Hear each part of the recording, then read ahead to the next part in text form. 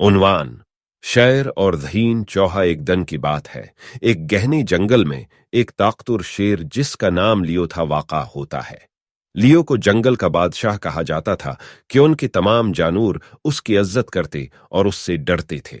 उसकी जोरदार धाड़ सब जगह से सुनाई देती थी और उसकी तेज नाखिन जल्दी पकड़ लेती थी। एक दिन जब लियो एक पेड़ की नीची साया में सो रहा था, एक छोटी से चौही का गरवा गुजरता है। इस चूही का नाम रेमी था। रेमी छोटा और तेज था, हमेशा छोटी से जगहों की जरियाई रास्ता निकाल लेता था। उसकी जहानत और तदबीर से लोग वाकई मुताज्जिब थे। एक सभा एक शिकारी ने शेर की घर के करीब जाल सेट कर दिया। लियो बगाफत से उस पर पांव रख दिया और जाल की दानी उसकी पांव पर बांधा गई। लियो दक की बहनूर में अंच अंच कर राग रहा था और उसकी कुदरती धाड़ पूरी जंगल में गोंग रही थी। दूसरी जानूर ने धाड़ को सुनकर समझ लिया कि जंगल का बादशाह मुश्किलात में पड़ गया है। दिलचस्पी से भरपूर और परेशानी में रेमी शेर की घर की जानिब दौड़ता हुआ पहुंचा।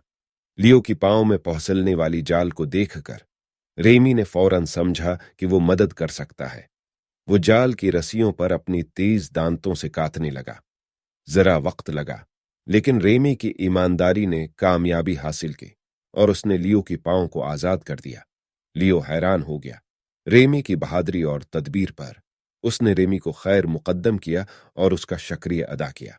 दूसरी जानूर भी हैरान होगी क्योंकि उन्होंने कभी भी सोचा नहीं था कि एक छोटा सा चौहा उनकी ताकतवर बादशाह को बचा सकता है।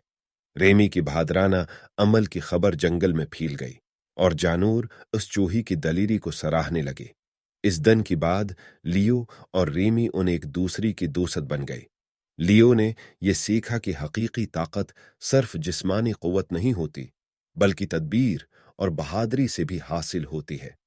उस कहानी की सबक अबरत यह है कि जिस्मानी कुदरत और शक्ल किसी की कुदरत नहीं तायन करते। हर शख्स की खुसूसियतें होती हैं जो उसको मुख्तसर कर सकते